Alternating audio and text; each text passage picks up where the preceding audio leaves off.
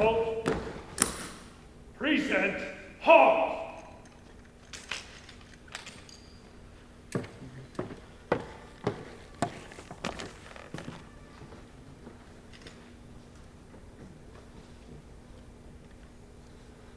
Oh, say, can you see by the dawn's early light what so proudly we hailed at the twilight's last gleaming, whose broad stripes and bright stars through the perilous fight o'er the ramparts we watched were so gallantly streaming, and the rockets red glare, the bombs bursting in air, gave proof through the night that our flag was still there.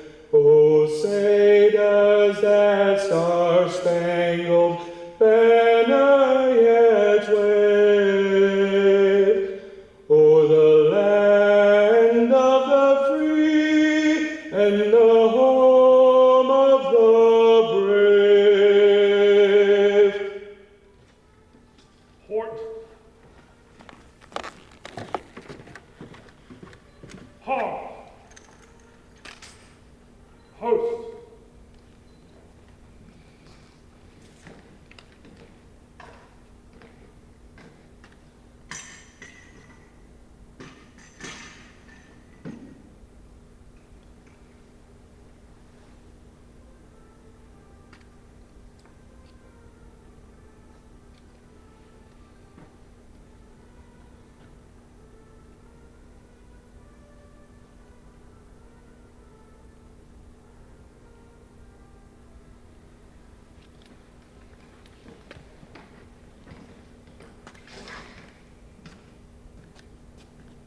Colors. Colors turn. Heart.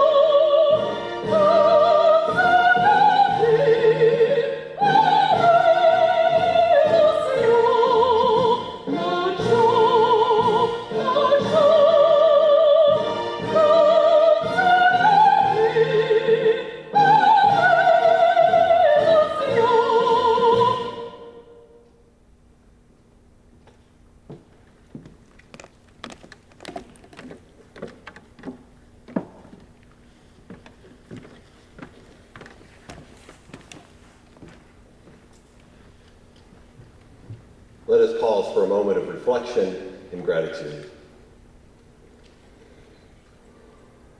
Today we gather to honor a remarkable American hero and an extraordinary citizen of our San Antonio community for incredible leadership of his platoon during the largest and bloodiest battles of World War II, a living testament to courage, sacrifice, and resilience.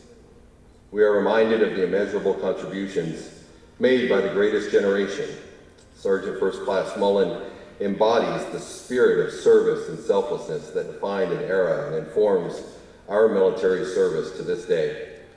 During those dark days of global conflicts, Sergeant First Class Mullin answered the call of duty, demonstrating unwavering bravery that came at great cost but ensured the victory for the Allies on battlefields far from home. He led his unit to persevere through heavy trials and tumults of war.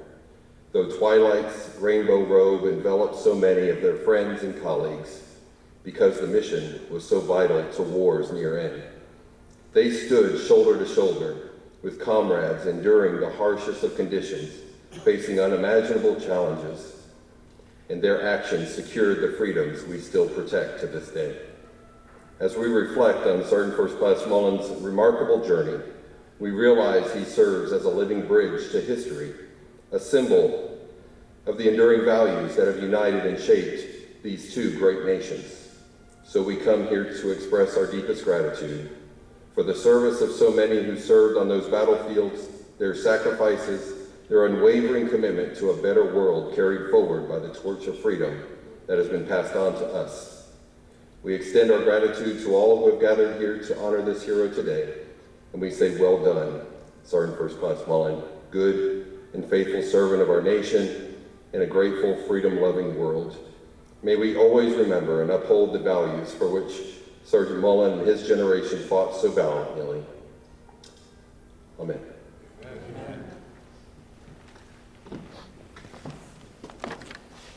You may be seated. Thank you, Chaplain, for those lovely words. Up next, I'd like to welcome Brigadier. Excuse me. We will be welcoming Brigadier General Russell D. Driggers. Before I bring him on stage, I'd just like to introduce him.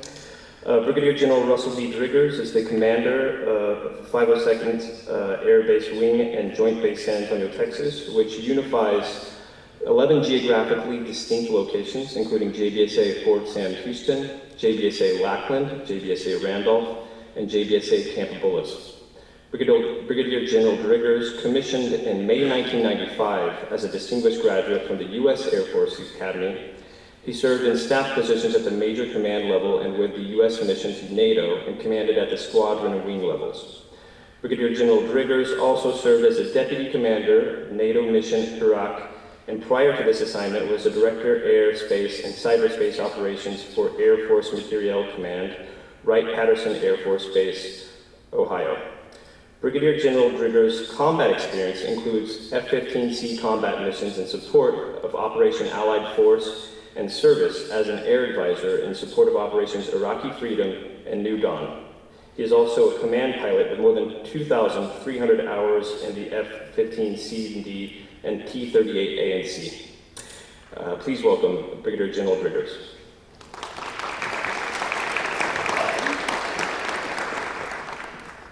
Well, thank you for the introduction. I appreciate that.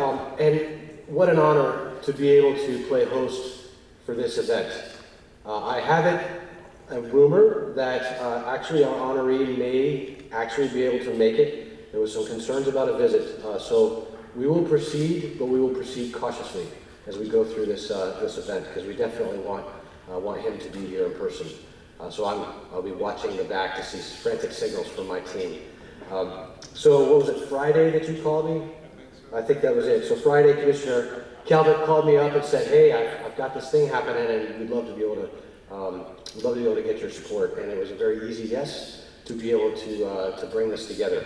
These things don't come together without a whole lot of work, so I know there's been a ton of work with your team. I want to thank our PA team, our protocol team, Lieutenant Fair, who has been bloodying up his knuckles, trying to make sure that we get this thing to where we're at today. And so, and then Chaplain, fantastic job saying the words that we need to hear before we get this thing started. And then before the words you said that we needed to hear, the other words that we needed to hear from both of our performances. Beautiful renditions, both of you. Thank you so much.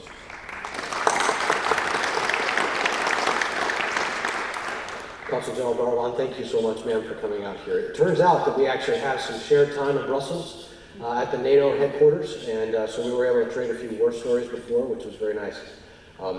This is an amazing opportunity where the French government goes through records of folks that have served and paid a price, sometimes the ultimate price, but paid a price in the defense of freedom, and particularly with effect in France, and goes through these records and then continuously looks for folks that they can bestow an honor upon and thanksgiving.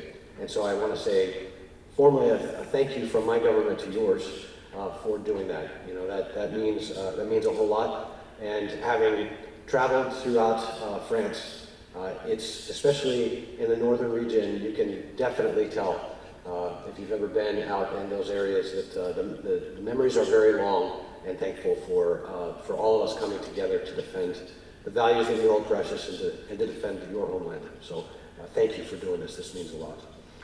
We have a number of folks that have come out today to participate in this celebration, and so I want to say thank you to our civic leaders, distinguished guests, and friends of Sergeant First Class Mullin. Thank you very much for taking the time out today. A couple things that I wanted to talk on.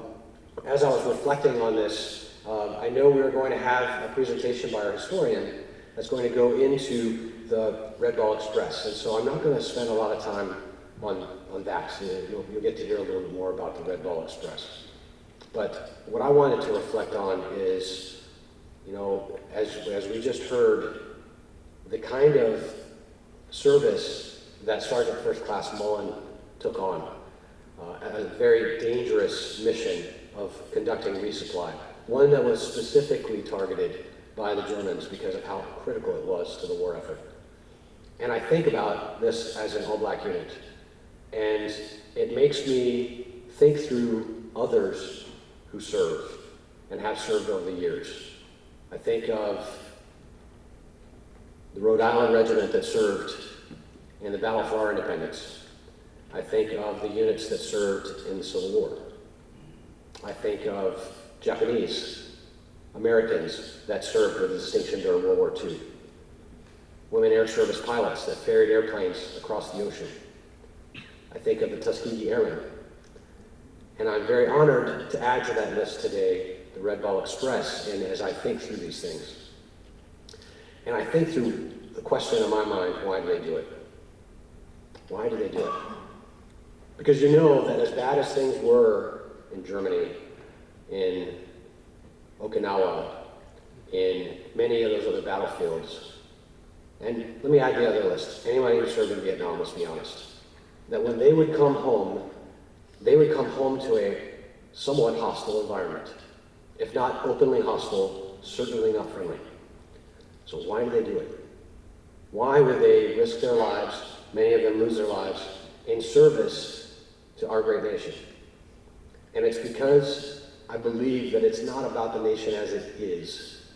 It's about our nation as it can be.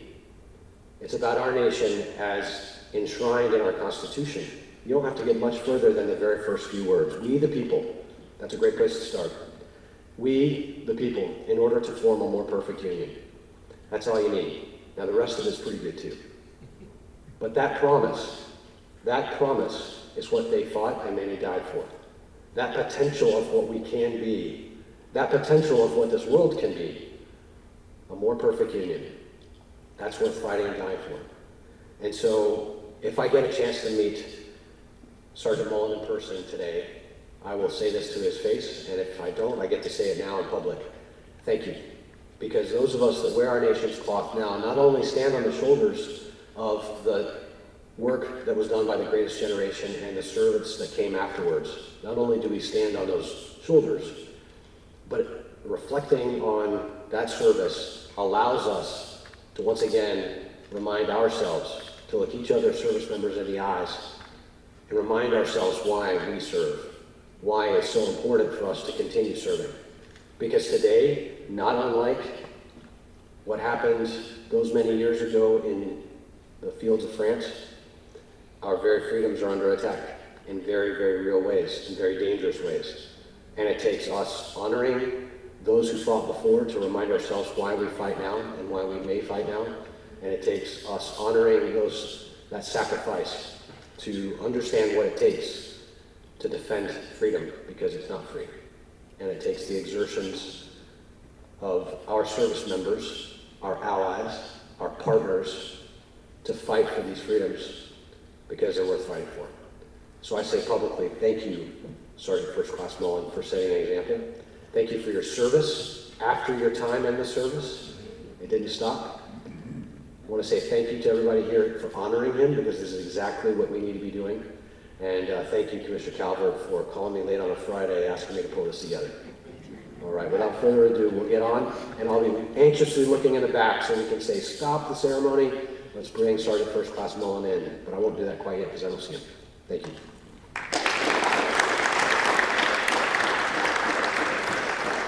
Thank you, Brigadier General. And now I'd like to welcome Mr. Vincent Hodge, the 502nd Air Base Wing Historian.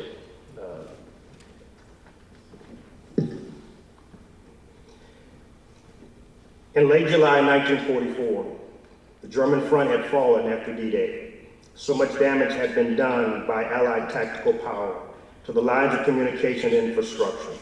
Movement was almost at a standstill in France. But by August, the German army was in full retreat across France. However, the Germans were still holding major ports at Calais, Le Havre, and Dunkirk. Hitler ordered his army to fight to the last man. There were critical shortages of supplies, particularly gasoline. General Hodge's First Army and Patton's Third Army both consumed over 400,000 gallons a day. In late August, it was decided that an emergency trucking transportation system was needed to keep the advancing army supplied with essentials. The Red Ball Express was created under dire circumstances. The term Red Ball originated as far back as the 19th century to indicate express rail cargo. The massive new operation would be supervised by Lieutenant Colonel Loren Ayres of COMZ. Ayres searched for units with vehicles and soldiers and formed the provisional truck unit, the Red Ball Express. Over 23,000 were chosen initially. 73 were of African American. The route would start from supply depots in St. Lo and end in Le Coupe area outside Paris. Since roads were congested by civilians and military vehicles, they were unable to support two-way traffic. A one-way loop was set up, two parallel highways between Normandy Beachhead and the city of Chartres. All cargo vehicles and signage were painted with a red round disc on a 2.5-ton cargo truck known as a Deuce and a Half, which was the main workhorse. The priority was fuel, oil, ammunition, and food. As the army advanced, the distance became longer. Routes to Paris took as long as 53 hours. Convoys of 20 vehicles drove 25 miles an hour, hauling supplies and stopped for nothing. Drivers would encounter attack from German aircraft. Vehicle breakdowns, mines, mud were great obstacles. But the Red Ball would deliver over 400,000 tons of supplies at a rate of 5,000 tons a day for a total of 81 days. The Red Ball Express kept the Allied forces moving, contributed greatly to the defeat of Nazi Germany. Supreme Allied Commander General Dwight D. Eisenhower stated that the Red Ball Express was America's lifeline, and later thanked them for their service.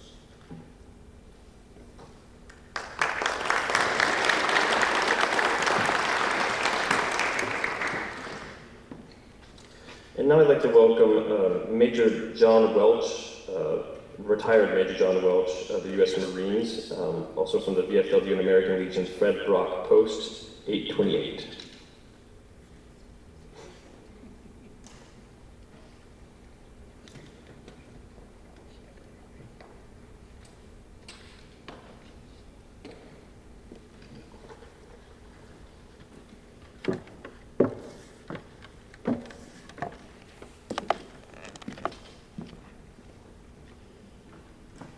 I have no notes prepared.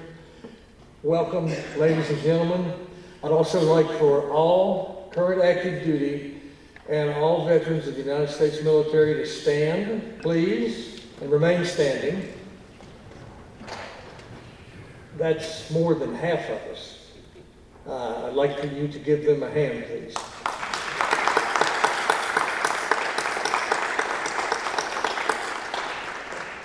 Thank you.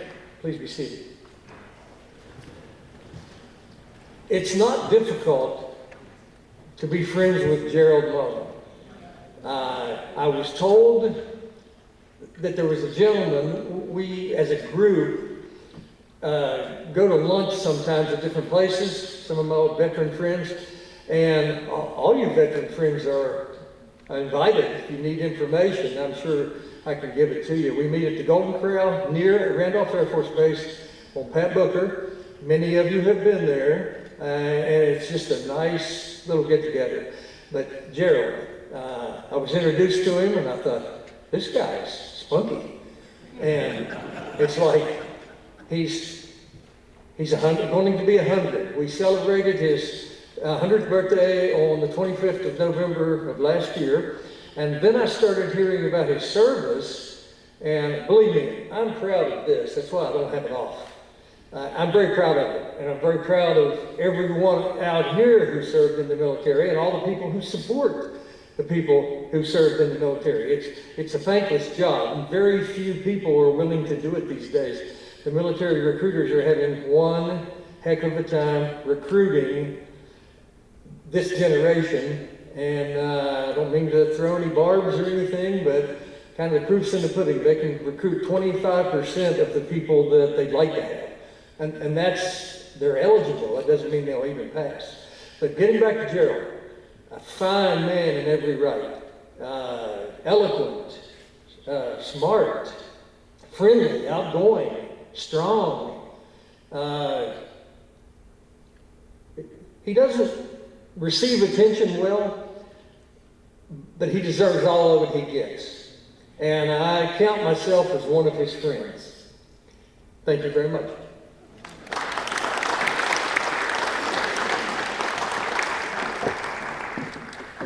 Thank you. And now we'd like to welcome Dr. Lisa Epstein, Director of Community Relations for the Jewish Federation of San Antonio.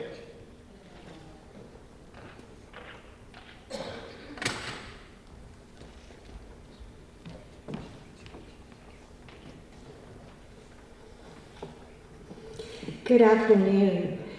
Today we gather to honor and celebrate the remarkable achievements of Sergeant First Class Gerald Mullin and his induction into this auspicious French Legion of Honor is quite impressive. This milestone is a tribute to a life of service and sacrifice. Sergeant Mullin, your service during World War II stands as a beacon of courage and dedication.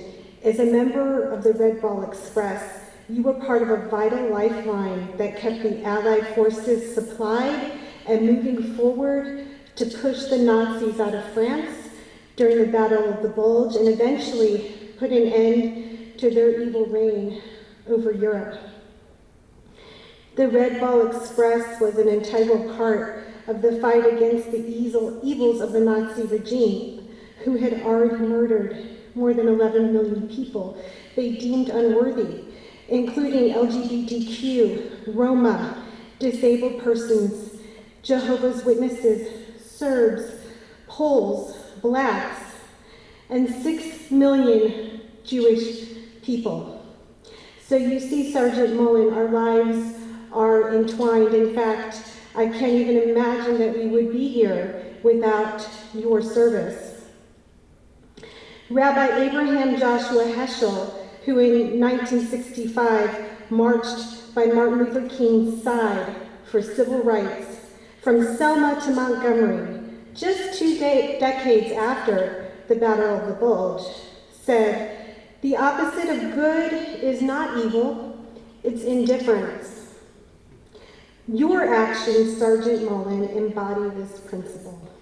You took on the responsibility of fighting for a world where freedom and justice could triumph over one of the greatest evils known to mankind. Even as African Americans faced oppression, segregation, and racism right here in America, you and more than 1 million other African American men and women bravely served in the U.S. Armed Forces during World War II. And each of you contributed to finally putting an end to the Holocaust. Your service is a powerful reminder of the collective duty we share in standing against evil and ensuring that such darkness never again overshadows humanity. Today we honor you for your service, and your courage reminds us to never be indifferent to evil. Everyone has a part to play. Thank you, Sergeant Mullin, and to all the members of the U.S. Armed Forces for your service, your sacrifice, and your commitment to a better world. I'd like to welcome up 2 members of our Jewish War veterans for a special presentation for Sergeant Mullin.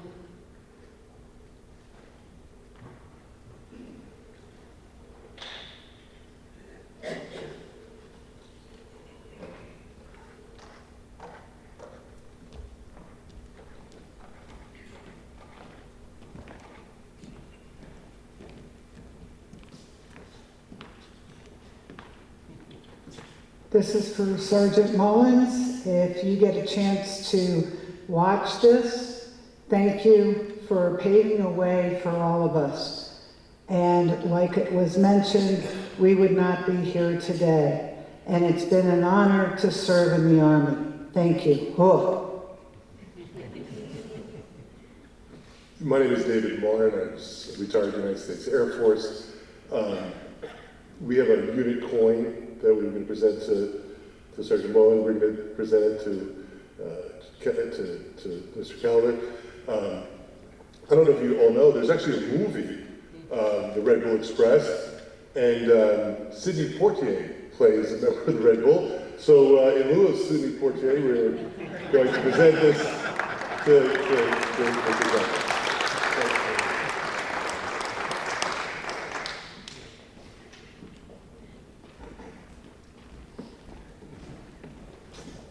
Thank you for that great historical context. We'd like to welcome up next retired Sergeant Major George Biquet from the U.S. Army.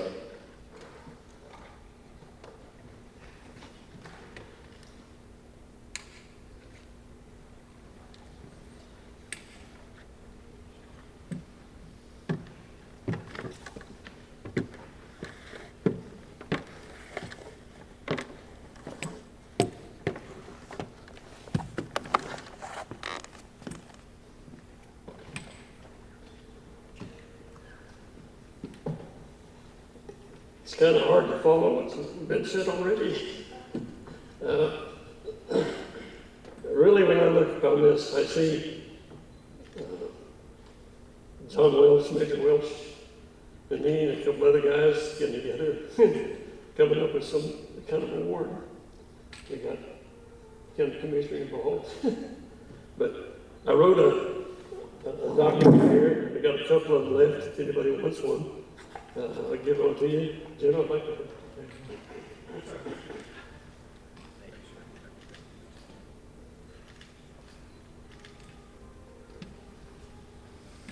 Pretty much the historian has already said about everything I can say about this. He had almost the same document that I had when I was doing research on this. I've met a lot of weird people in my life, a lot of good people. And I spent 9 years in the Mideast. I speak Turkish, Russian, and Japanese, Arabic. And I've seen a lot of action around me. Fortunately, none really at me. I got shot a couple times, but that's no good. There's minor stuff. But anyway, guys like Gerald Mullin, we call him Moon. I don't know if you knew that or not. That's what everybody called him. And he's got a real wicked finger. When he points at you, it turns got it like that. You don't know who he's pointing at. We always tell him, are you pointing at me or are you pointing at him? But very good character. I mean, I've talked to him many a time. Matter of fact, he and I had a very discussion about how the blacks served in World War II and why they were restricted to serve. I've got a degree in history, engineering, and political science degree. Anyway, I've looked it up, really did a lot of research on the black units and stuff like that. And the Red Bull Express I mean, it's unbelievable what they did. 5,900 trucks. Now, what the historian didn't say, they went 25 miles an hour, but the Red Bull Express members said, if we take the governor off of these 2.5-ton trucks, we can go 56 miles per hour. And that's true. That's written up in the documents. And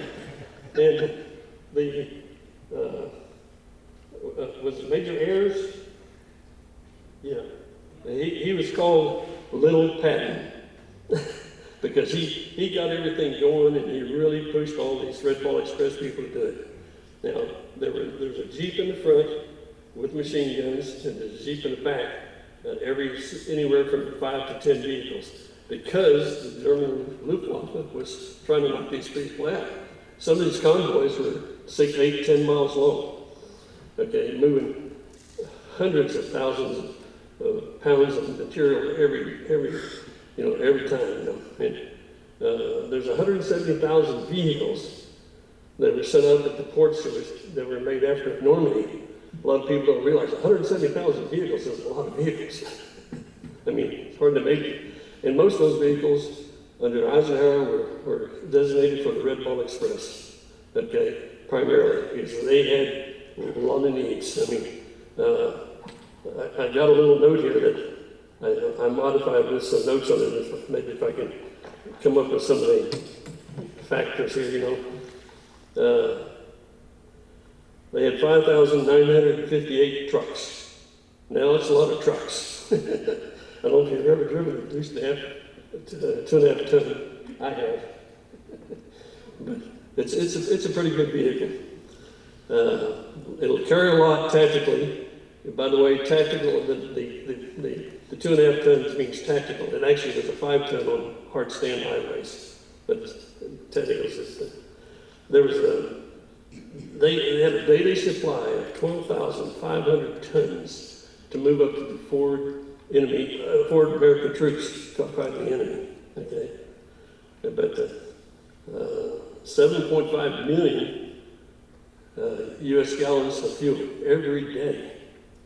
7.5 million. Okay, to keep you moving. 500,000 tons of supply support. Each troop was issued 100 pounds of materials. Now, I don't know if you've ever carried an M1 Grand and all the load that goes with that, or BAR. It's quite heavy. Plus all the other protection equipment they had, and everything. The Red Bull Express was a pretty neat outfit, so. Maintenance was a big thing for the trucks. That was one of the hardest things to do, is keep these things maintained, okay? The engine governors were changed, okay? Enough drivers was always a big question. Do we have enough drivers? Yes, we do. In addition to that, sleep. Some of these drivers were up 36 and 40 hours without any sleep in order to keep the convoys moving. So, and then I think he mentioned mud. Didn't you mention mud? Yes. Mud was one of the biggest things. There were two routes. Everything going to the front went to the northern route, and everything coming back went on the southern route. And there was a reason they did that, because this kept the German Luftwaffe kind of mixed up on what was going on and all that kind of stuff. And the MPs, there were MPs that were also assigned to the Red Bull Express. Most of them were white, but they had a special patch that had a red ball in the center of them. And they were given priority by Patton and other generals in there. Anytime they came up to an intersection, everything else stopped. They went through. Because they were escorting the Red Bull Express. Anyway, it's kind of interesting, but the mud was one of the biggest situations. You got to remember, when Normandy took place, what did we do? Our Air Force bombed every highway, every railroad track, anything that would, keep the enemy from attacking it. And you probably know a lot about that. But anyway, there was a lot of things were done, and the Red Bull Express really never got total recognition. Maybe a couple of movies here and there, but with having Gerald Mullin here, by the way, we call him Moon. That's what he said to call him. I have no idea why. But we've had a lot of discussions, and Major Welch, John Welch, and I, the Air Force dude right there too, Brad Hill. We really have enjoyed his presence. He's very articulate. He doesn't have any speech problems that I ever noticed. He still drives a car at 100 years old. Right, Tony? It's amazing, really. And I hope we get to see him coming here and you get to meet him. That's all I got to say. Thank you very much.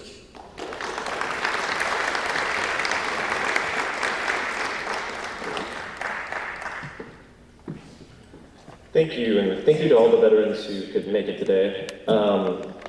I will be introducing my boss, Commissioner Tommy Calvert, but before we do that, we would like to just take a moment to thank some specific people who came today. Obviously, we want to thank Brigadier General Russell D. Driggers, and as well as Mosa Diane Hornbach from the U.S. Army Air North. They both were very key in helping us organize this event. Of course, Consul General Valerie Barbarin for coming all the way from Houston. We also want to thank Brigadier General Patrice Melançon, who is the board president of Alliance Française of San Antonio. As well, of course, the wonderful singers, Fabiola Quesada, who sang the French national anthem, and Lieutenant Christopher Clark, who sang the American national anthem.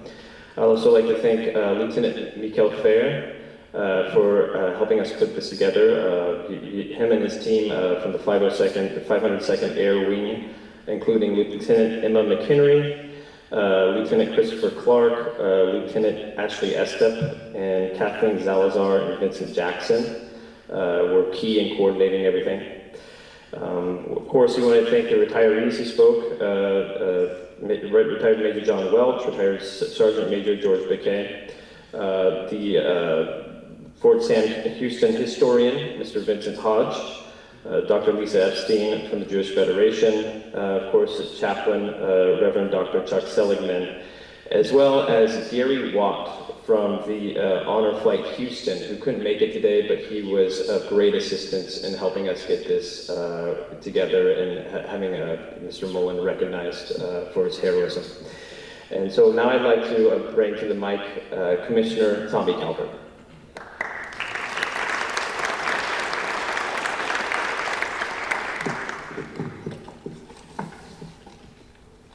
Thank you so much, Jonathan, for your service here today.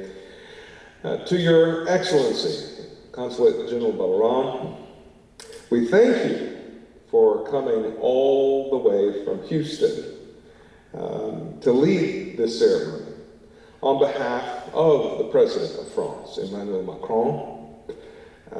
You are owed an incredible debt of thanks for your presence here and reminding us of the important bridge that we should remember that France was our very first ally to General George Washington and his army. And we thank you for the support, because none of us would have this great country without the support of France. Would you please give the Consulate General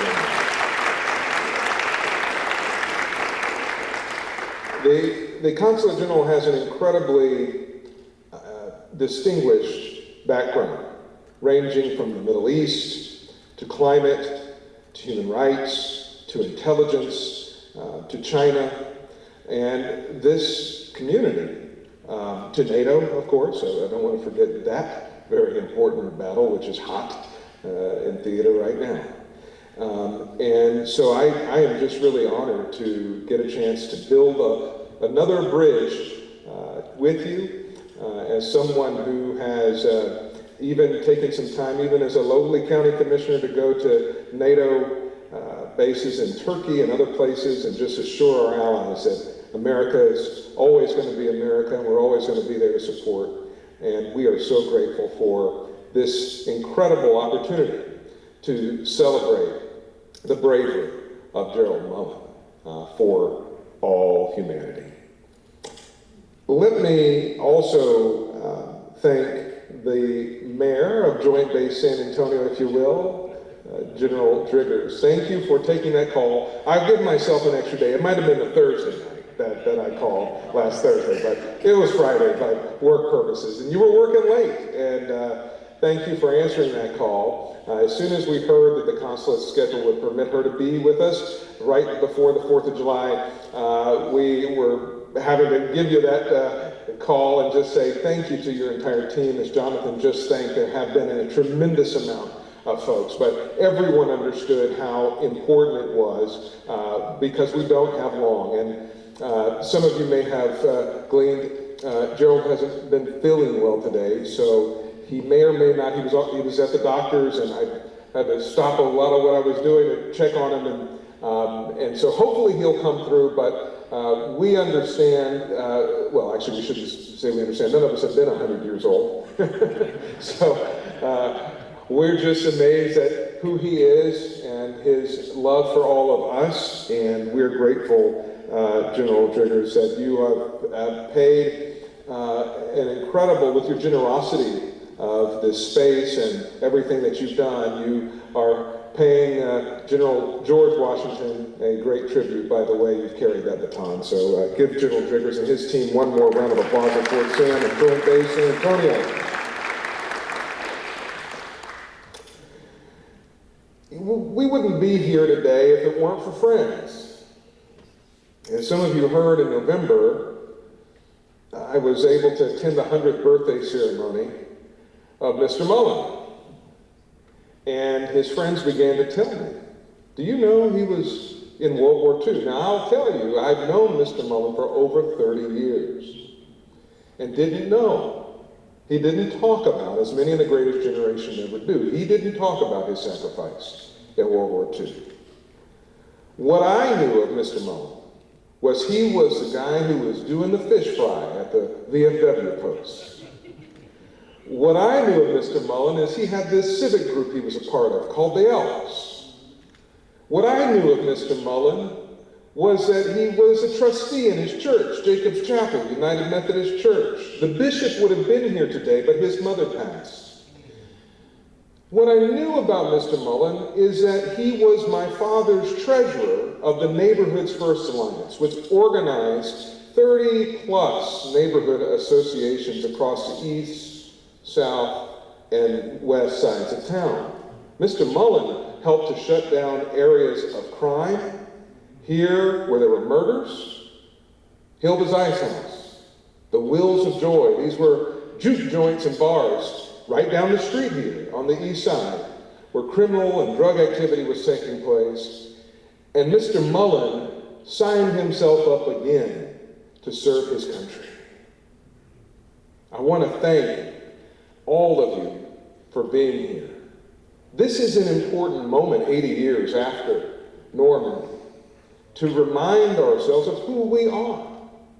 There are moments in our lives where we're faced with that existential question of who are we? What are we made of? How are we going to be in this world? And you've shown great character and generosity of your time. General Ayala, Councilman Perry, all of the program participants, all of you, for recognizing that this moment of history is for us to carry on. It's for us to understand that it is through friends, connecting with one another, bringing our world closer together to understand. And I love the diversity in this room because for Mr. Mullin Moon, there is no black and brown or white or Hispanic. There is just the human race, one big family. And that's where we need to go. At times like these, to remember those who would, through fascism in World War II, would want to divide us for their own personal gain, that our collective unity is more important to preserve for freedom and democracy's sake. That's what freedom and democracy is all about. This country, in the American Revolution, was formed because King George wanted more power over the colonies. He wanted to have more money and more taxation and more power and control. And this country rose up to say, we're not going to be taxed without being represented, without being connected, without having a voice in our destiny. And it's not just about a king. It's not about a monarch. It's about we the people. It's about getting a more perfect union, coming closer together for justice and for peace. We're in a who we are moment. This joint base, this community, this country is looking at Putin attacking his fellow man, not because Putin's going to expand freedom. No, he hasn't done that. But because he wants more control and more power. And we have the greatest generation that has inspired us to stand up, to understand the greatness that is unlocked in human potential, in human ingenuity, when we're free, when we're working together. That's the legacy of Gerald Mullin and the World War II generation. They fought, they sacrificed, they died, they bled, they've been traumatized, they've been through it all. And one of the things that we didn't mention yet in this program is that many in the Red Ball Express were the ones who were the first that the Holocaust victims saw in the concentration camps.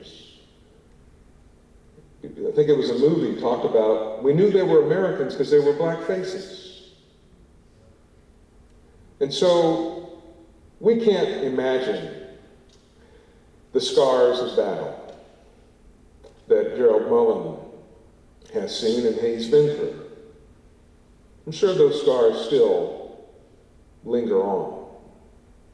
But the great thing about the greatest generation is that they have, through their example, their humility, their unselfishness, they're always giving back to make this a better place in spite of the obstacles.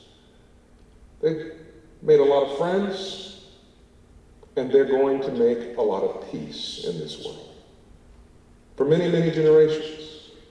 And so, I want to just thank, again, our platoon commander, our friend, for his incredible life. For when he was faced with, do I sit on the sidelines in America or do I go to war? He was sent. He said, I will sign up, I will go, and I will serve my fellow man. Thank you for being exemplars of that ethic in your presence. And I want to thank the nation of France for never forgetting the sacrifice and reminding us of the importance of our alliance. That importance is at play right now. And there are many people who are continuing to be protected and lives saved because of the example of our World War II mothers and fathers. Thank you from the bottom of our heart on behalf of the state of Texas for honoring one of our finest. Thank you.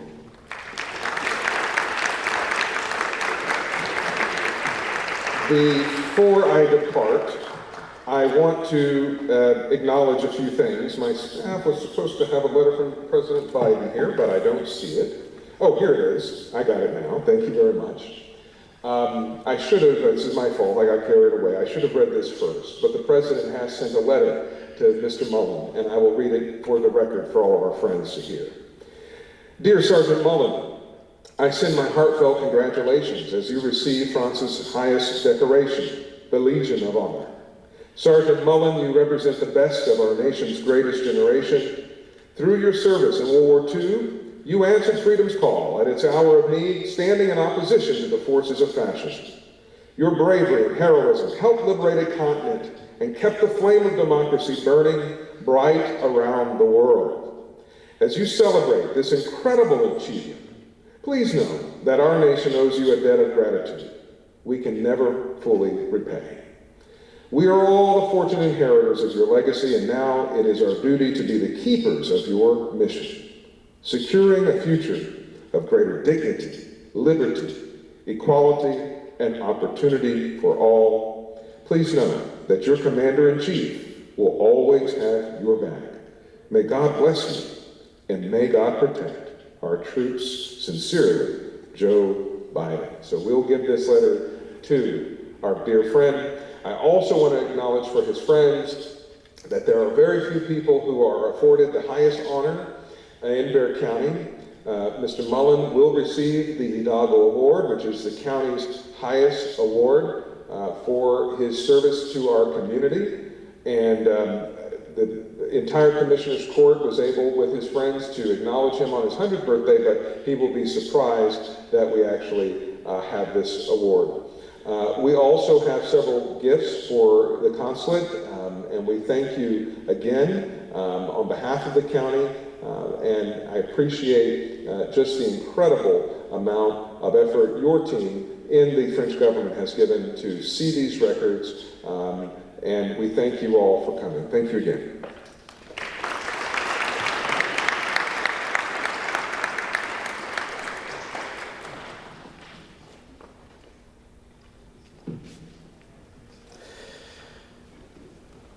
And we'll be welcoming Consul General Valérie Barabin. She has served as Consul General of France in Houston since September 2021. She is the first woman and the first credentialed philosophy professor to hold this position. After teaching at the University of California in France, she began her diplomatic career 15 years ago. She has worked in strategic affairs, security, and defense, and has held positions at the French Ministry for Europe and Foreign Affairs, and NATO, as well as in the French administration.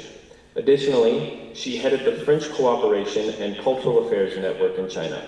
Please join me in welcoming Consul General Valérie Barabin.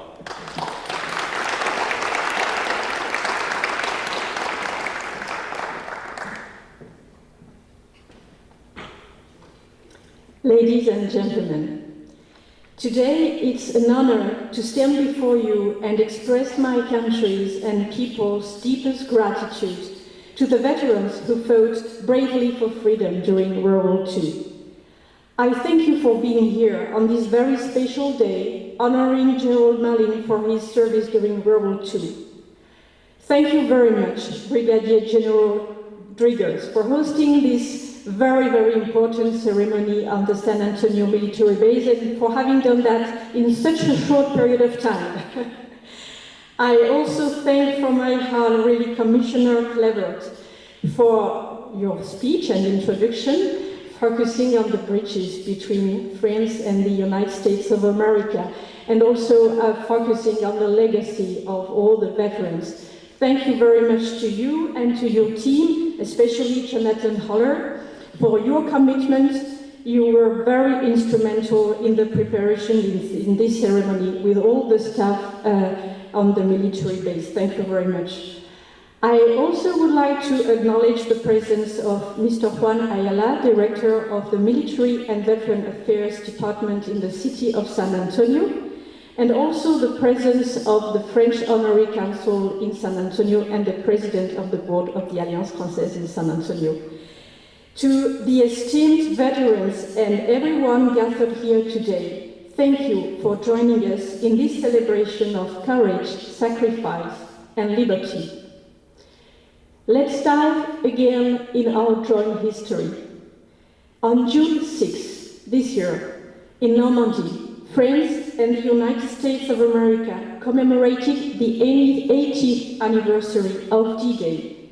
French President Macron and American President Biden expressed their heartfelt thanks for the young men and women who fought valiantly for Europe and France. Let us remember the historical significance of the D-Day operation.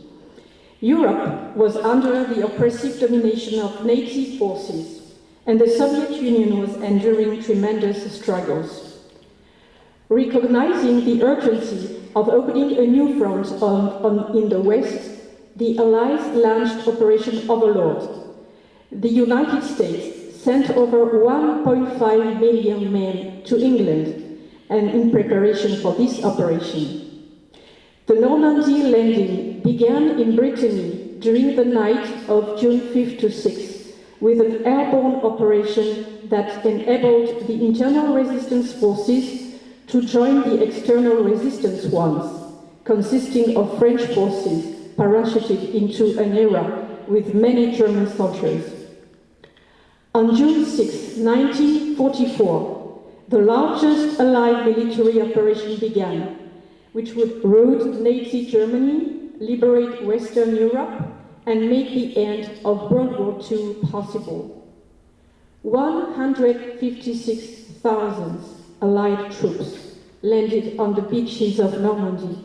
The landings on Omaha Beach were particularly brutal, with 6,000 American soldiers sacrificing their lives to liberate Europe and France.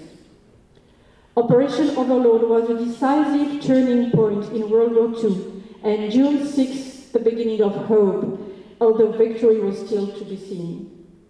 Under the leadership of General Eisenhower, these young men put their ideals, strength, and courage in the service of the liberation of France and Europe, in the service of democracy. All these young soldiers paid a heavy price, many with the ultimate sacrifice, in the defense of our freedom. They gave their tomorrow for our today. The torch they carried so high and so far, that of freedom, dignity, justice, and democracy, still illuminates our path. For the D-Day 80th anniversary on the beaches of Normandy, President Biden declared, quote, "The men who fought here became heroes, not because they were the strongest or toughest or were fiercest, although they were, but because they were given an audacious mission, knowing every one of them knew the probability of dying was real. But they did it anyway.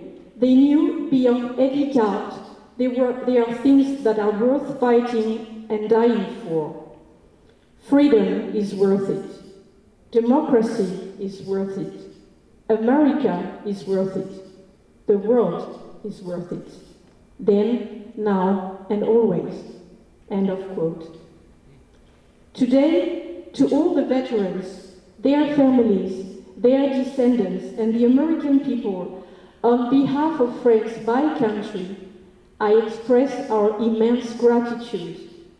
France will never forget what it owes to the United States. France is indeed the oldest ally of the United States. Tomorrow is July 4. Let's remember.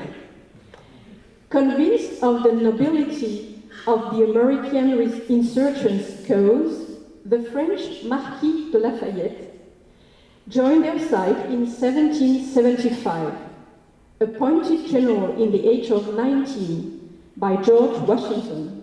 Lafayette played a decisive role in the United States War of Independence against Great Britain, notably during the victory of Yorktown on October 19, 1781. Known as the hero of two worlds, he has been one of the 8 honorary citizens of the United States since 2002. And tomorrow, as every year on July 4th, for the United States National Day, a tribute will be paid to the French General Lafayette. France recognizes the strength of these long-lasting bonds between our two countries, made of friendship, shared values, trust, and mutual respect. To all the veterans, France, my country, my people, we say thank you. Your fight obliges us.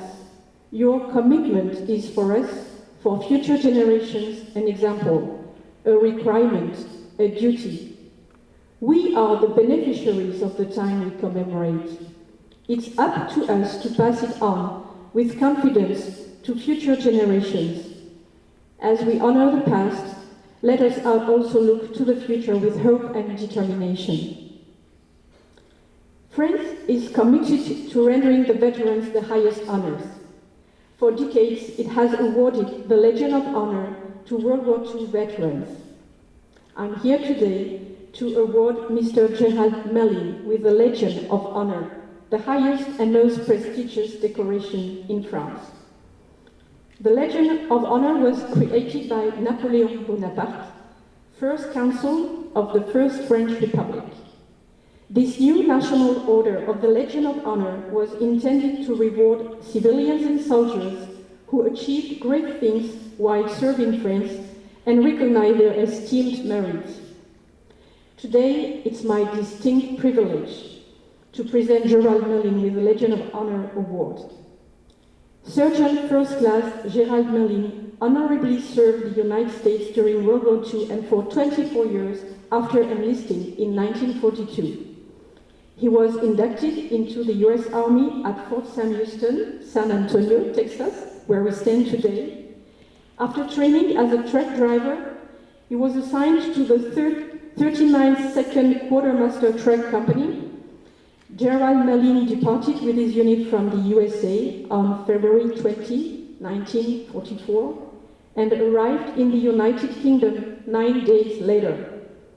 He was stationed with his unit at Maiden Newton, Dorset, England, on May 31, in preparation for the D-Day landings in Normandy, France. On June 10, Gerald Mullin came ashore on Omaha Beach in Normandy. After being based near Saint-Lô, Normandy, and later near Chartres, his unit was then assigned as part of the Red Bull Express. He drove trucks delivering critical supplies, ammunition, and fuel to U.S. Army's General George Patton in combat against the Germans in northern France. Gerald Mullin was repeatedly exposed to German landmines, artillery attacks, and German Luftwaffe air attacks. Gerald Mullin later delivered supplies to Allied troops in the Battle of the Bulge. His unit faced heavy combat during this battle, the largest and bloodiest battle fought by the United States in World War II. This battle was a significant turning point, marking the last major offensive of the Axis powers on the Western Front. His unit then advanced into Czechoslovakia in the Central Europe campaign, delivering supplies and truck repair parts, and finally into Germany at the end of World War II in Europe. Gerald Mullin departed the European Theatre of Operations on December 3, 1945. He came back to the USA on December 11.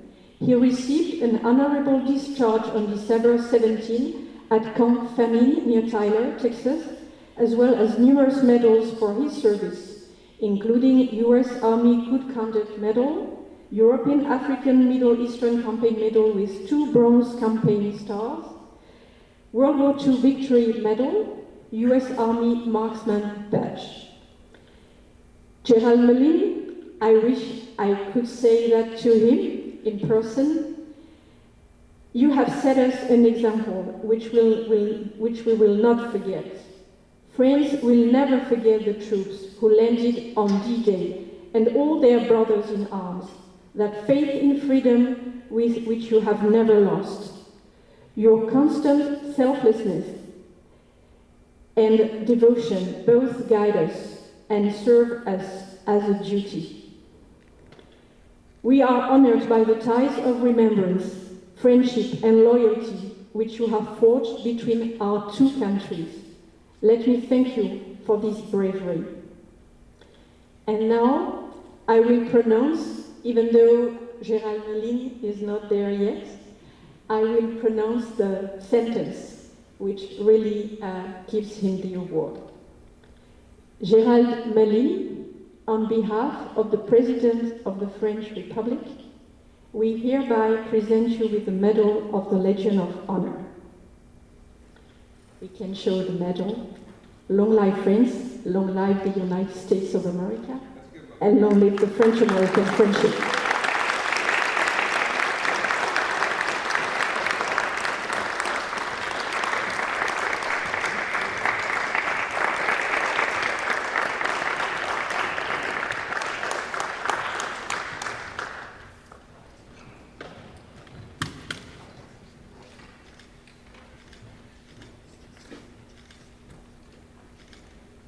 Another round of applause for Gerald Mullin.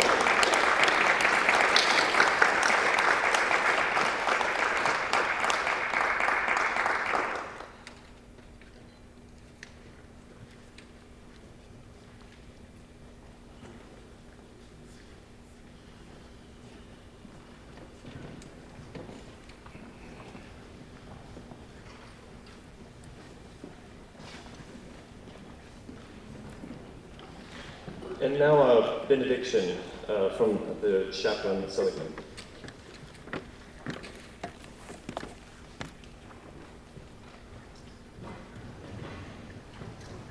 Please receive this benediction. And now is the time to free the heart. Let all intentions and worries end. Free the joy inside the self. Awaken to the wonder of your life. Open your eyes and see the friends whose hearts recognize your face as kin. Those whose kindness, watchful and near, encourage you to live every moment present. See the gifts the years have given, things your effort could never earn, the health to enjoy who you want to be, and the mind to mirror mystery.